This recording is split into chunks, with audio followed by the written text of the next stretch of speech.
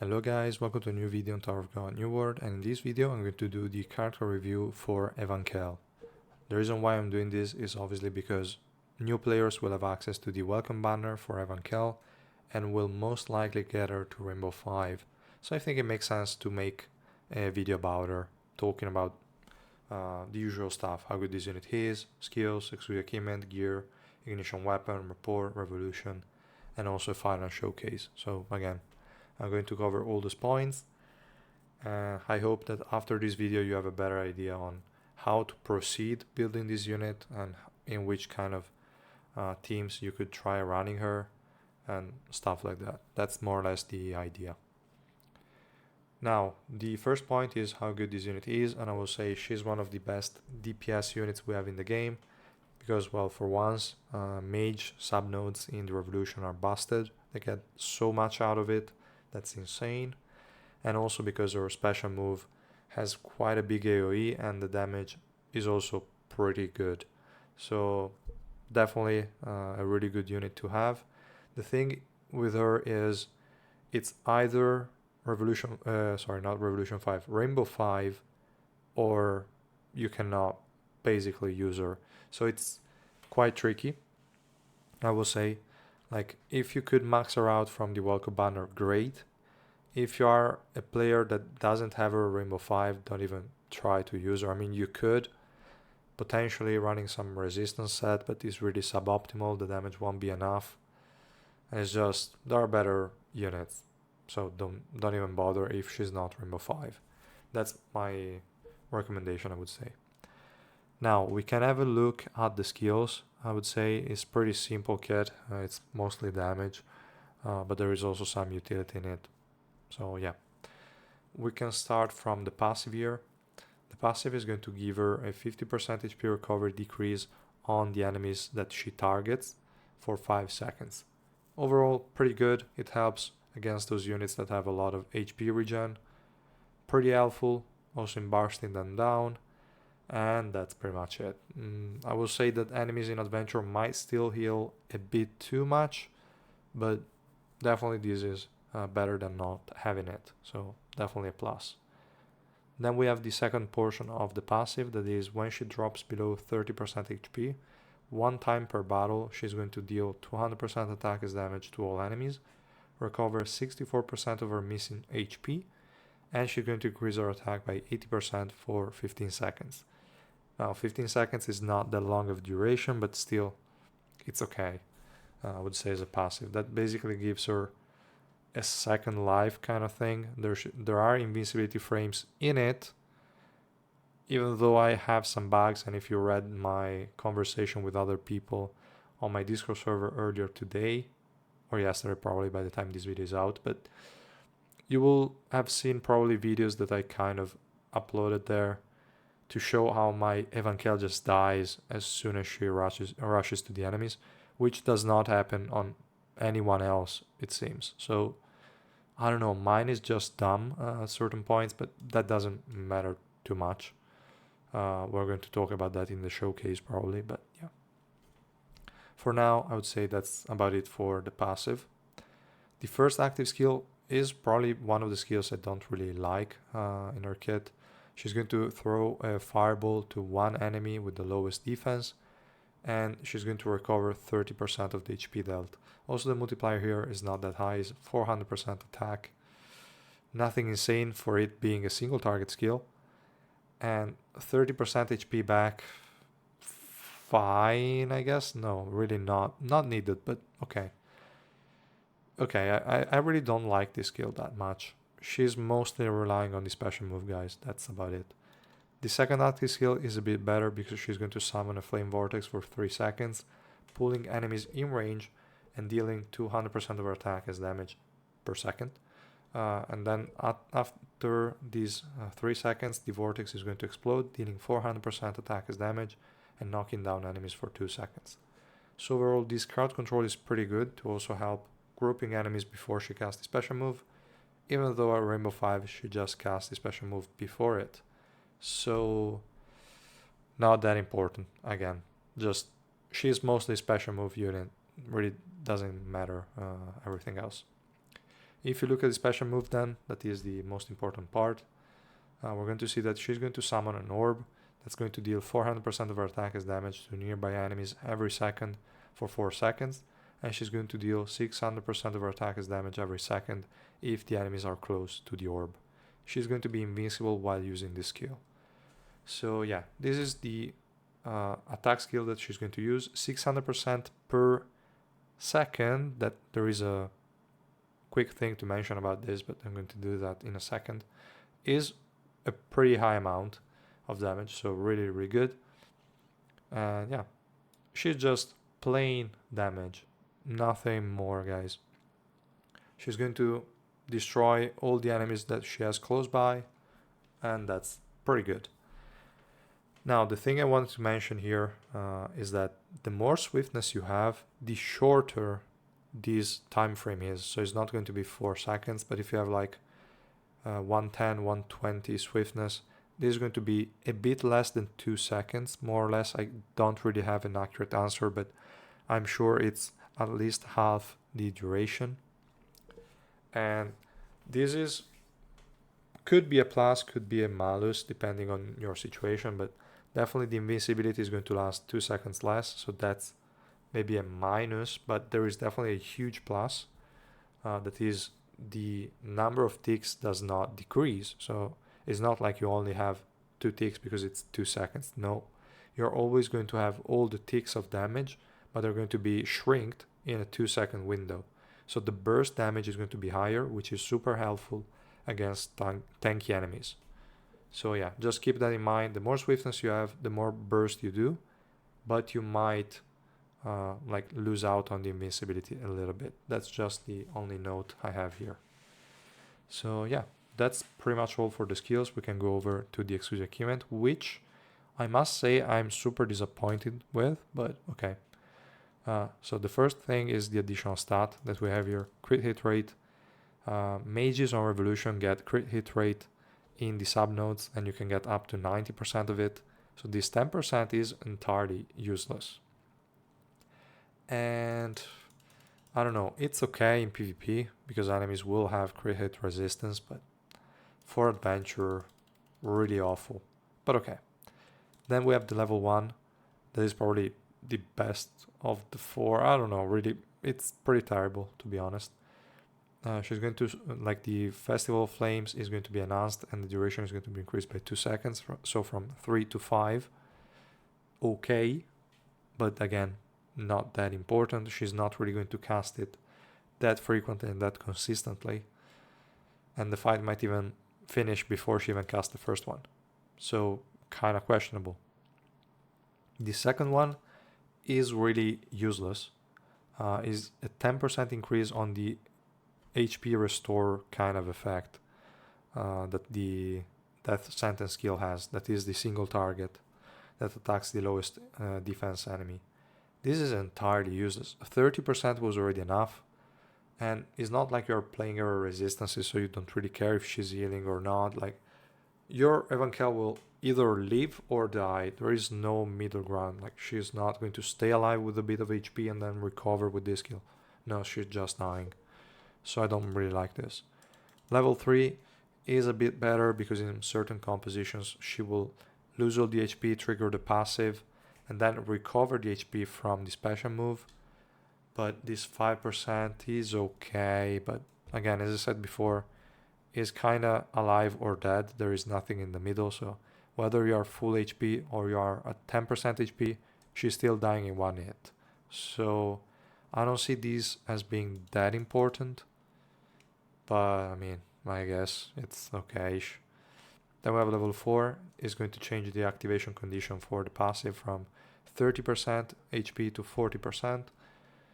I don't think this one is too important either, because most of the times that I experienced, she was going even below 20%, so I don't know, not that useful either. This seems more like something for a tank Evankhell, but you don't really do that. So I don't like this, but it's okay. I mean, it's only here, 1, to get access to the ignition weapon, and 2nd, for the plain stats. That's it. Kind of sad, but that's how it is. Then we have the normal equipment. I would say here the priority is more or less the usual one. I would say the slot 2 is the one with the highest priority for the additional crit rate and crit damage. Slot 4 is also important because early on you want to run her with resistances. Later on won't be as impactful, but still nice to have. Is better to take a bit less damage than just getting super crazy one shots no matter what. So definitely an okay piece to upgrade. And the accuracy one, it all depends on whether you need accuracy or not. I would not level pieces when you don't need them, guys, because resources are really, really lacking. And the last one, you could even just forget about it. I guess it's fine early on because you're still having a lot of evasion. Or if you're still running evasion on your Triassian facility, then definitely this piece will be helpful. Otherwise, just keep it. Doesn't really matter. And yeah, that was it for the gear. If you go over the ignition weapon, now there are a few things to mention here. If you're just starting out and you're still early in the game, I would say farm Sela with resistances and run that on her. This is only for the early phases because one, you won't have supports to help Evankhell just stay alive or keep spamming the special move. 1 second, and then move it to the right. Okay. So yeah, definitely that is super important to have resistances to survive until the first special move. And I would say the second set that you kind of want to run on her would be an L set with crit damage and magic pierce, which is the set that Hiwa would be running. So yeah, these two sets are kind of picked in general, and I'm recommending them because, as I said, Sela is going to be helpful for tankiness, but it's also going to be helpful for a lot of other units, like a Noakin, or a potential tank that you might have in the front line, like a tank Endorsey, tank Hats, those kind of units. So definitely super useful and can also be shared on multiple units, which is a huge plus. And as soon as you're done with it and you say, okay, I'm ready to switch to a damage build, at that point just run an L that Iwa is already running. Like, don't go out of your way to farm an additional set. And that's also what I wrote here in the last row in the notes. I wrote, idea is a set you wouldn't normally farm, so you can use L instead. This is extremely important because really you don't want to waste resources on sets you wouldn't normally use. Like, the only other units that would use an idea set with crit damage and magic pierce, as far as I know, is Data Machine. Nobody else. So it makes no sense to farm a set for 2 units, and Data Machine would only use it at Rainbow 5, Revolution 6, and Subnode's investment. So not a chance early on, guys. Don't even bother with the idea. I would say just stick to L, see how it works in your case for the, like, with the damage build, this kind of variation. And here in the notes I also wrote some additional information on when you kind of want to go for the damage build. And here I wrote is recommended if you have a good team around her, which means at least Warion and Jinsung or Michael combo.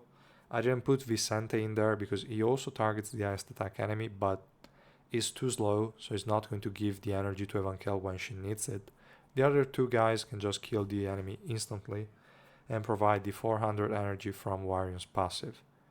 That's the old combo, and Evankhell is going to start the fight with the special move, and she's going to get advantage of the L effect because hopefully she's not going to have received damage in the time she will take to reach the enemy team, which will hopefully get at least 1-2 ticks of damage with the increased attack from L. Nothing major, still something.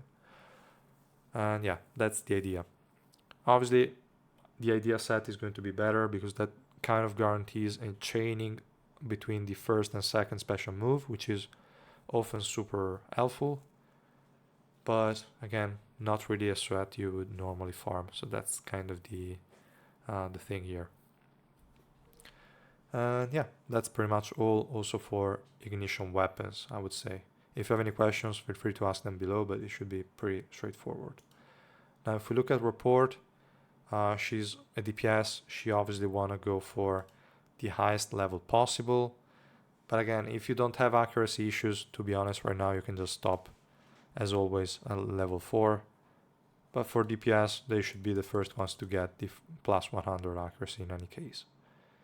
Now, if we talk about Revolution, which is the last topic before the showcase, she's a bit tricky, and I will also leverage the new Revolution page that I made recently, that I made a video about.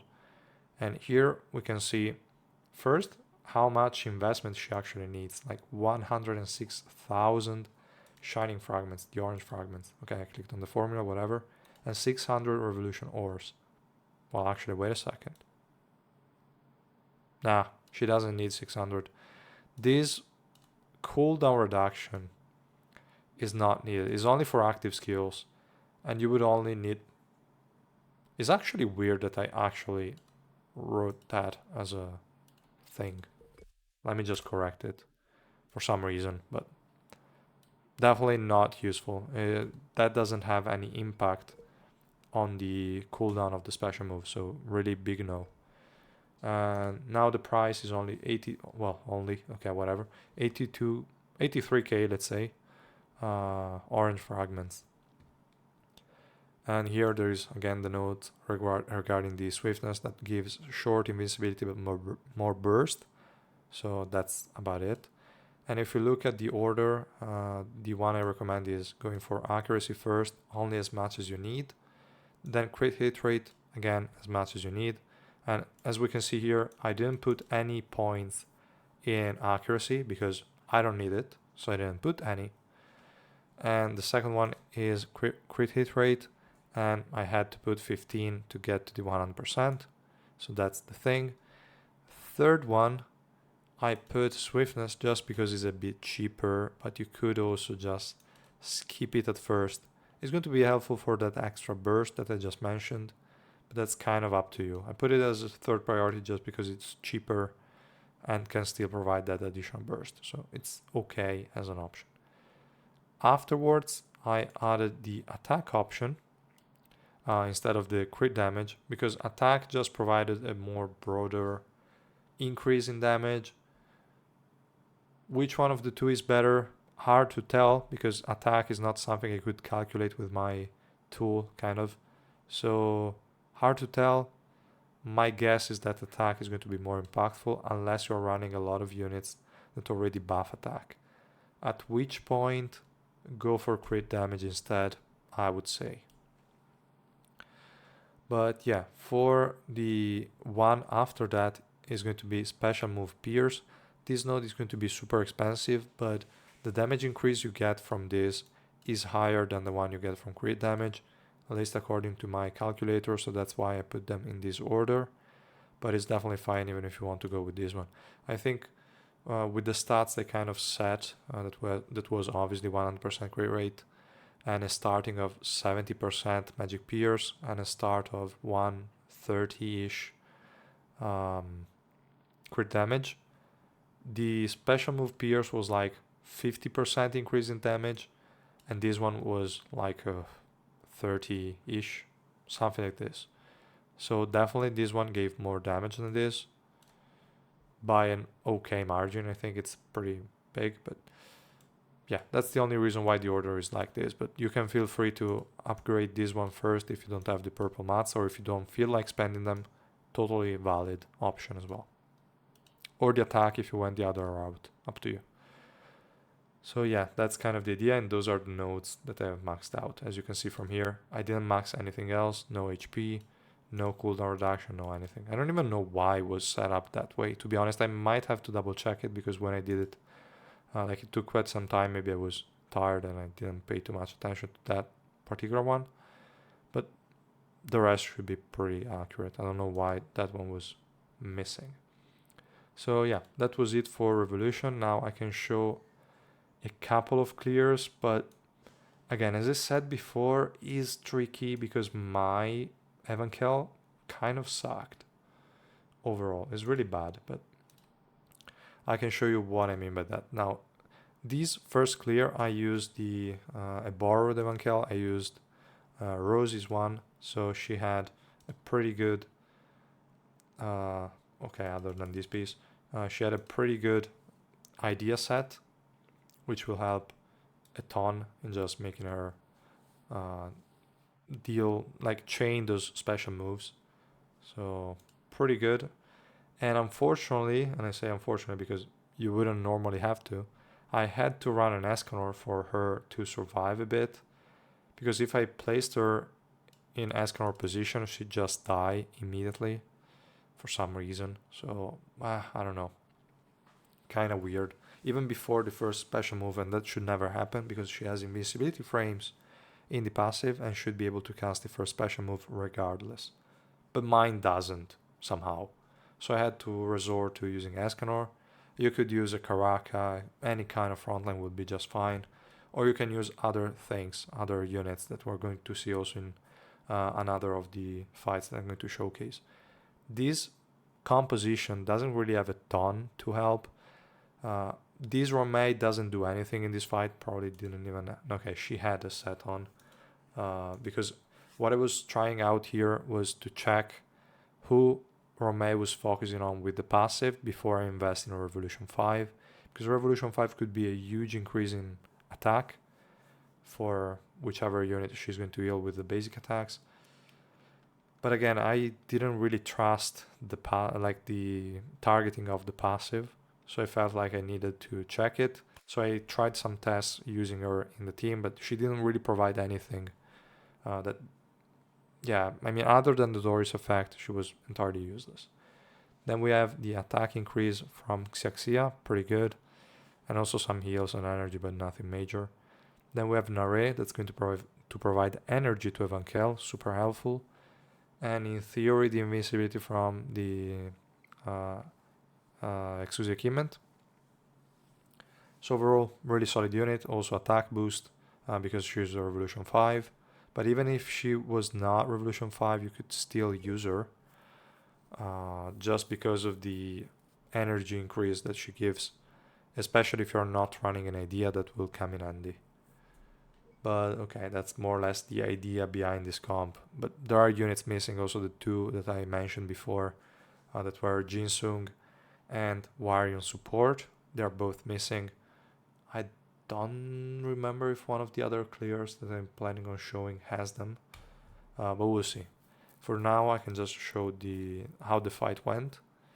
There's not much to be seen again. It's just Escanor that managed to keep her alive, and then she just killed the enemies.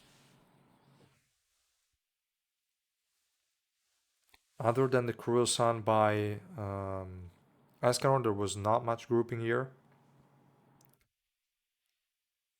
It was also lucky that the enemies didn't have um, like close range units, so my Evankhell could just walk straight into the enemy backline. And yeah, as you could see here, she just managed to cast 3 times the special move and kill them all. But Escanor really took most of the damage, so there was not really much that they could have done to my Evankhell. Normally, she would have died, to be fair. Now, if we look at this one here, 87.5, this one was with my Evankhell and not the borrowed one. So she was running an L set. Because I don't have an idea set built, unfortunately, so I only running her with idea. With L. Now in this fight there is one change, and that is there is a Karaka in here. He has Revolution 4, so he's going to group with the special move. He's not going to group the first special move if I remember correctly, but still he's going to help with the grouping. She's going to deal a lot of damage. We still have an array for the same reason as before, to provide energy, attack buff, and also a bit of invincibility. We have the attack buff from Xexi as well, and from Wiren as well on the highest attack enemy. And Wiren is also going to provide a bit of energy.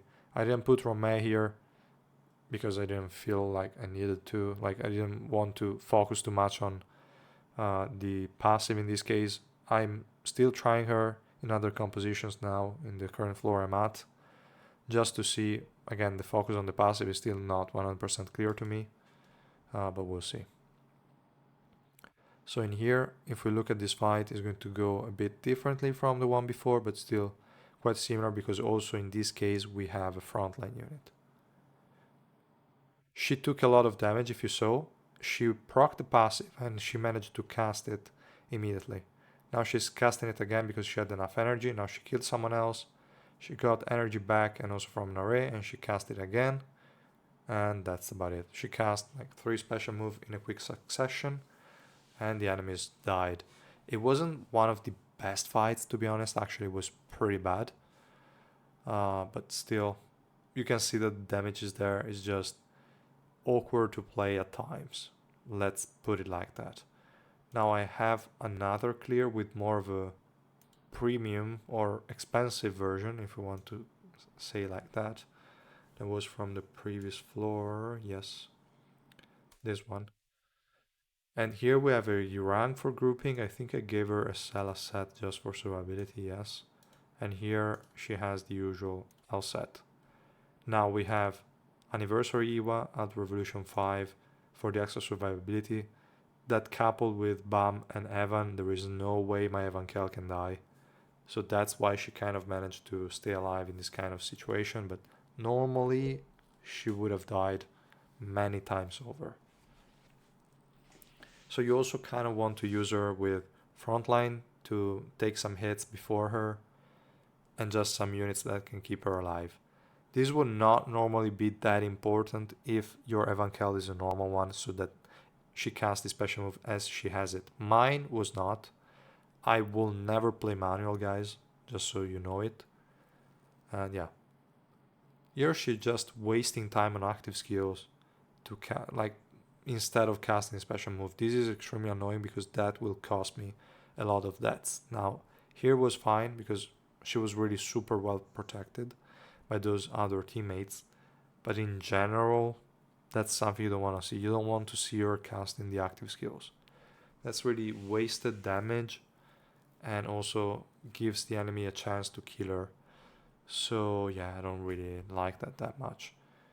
Now, if we look also at the recent one I tried, let me see, probably on this stage. Yeah, this stage there was maybe a different setup. We can see that she was in the front line, not anymore in the back line. So that she's going to take damage, proc the passive, hopefully cast the special move before she dies. And we also have a Kisei in the enemy team that's going to target the lowest HP enemy. And in this case, that enemy would be Irang. She's Revolution 5, so she's going to start with 500 energy. The passive is going to proc as she dies. So she has no ignition weapon, so that she's the lowest HP enemy or unit, whatever. Kisei is going to target her, kill her. She's going to proc the special move on the enemies, group them up, and Evankhell is going to kill them. That's the idea here. And I don't remember if I showed it, but I borrowed the Evankhell because it was not working with mine, so I tried borrowing an idea one that was also dying immediately, but a couple of times managed to cast a special move, as we are seeing here. Then she has enough energy for the second one and actually cast it. Third one, again, actually cast it, and the last one died with the death sentence. So yeah, that was pretty much the fight. 3 quick special moves in succession, and the enemies were all grouped up by Iran. So this is also an option. Kind of requires her to be Revolution 5, sorry, not Revolution 5, but Rainbow 5. A lot of R's, guys, too many, but okay. So yeah, this is also an option. There are many ways to play her, but yeah, definitely having her as the front line could be tricky at times. At high deficit, she might just die, if you're like me, because other people are not having this issue. So I don't know. You let me know in the comments down below if she's working fine for you, and if she always gets to cast at least the first special move with a Revolution 5 investment. Because mine, I know, doesn't. So yeah, it's weird. That's pretty much it, guys. Sorry for the long video. I talked a bit too much, and I hope I didn't really downplay her too much, because really she's amazing. But it's just mine is underperforming and trolling me. So that's the only open point I have with Evankhell. So yeah, thank you so much for watching, guys, and I will see you in the next video. Bye!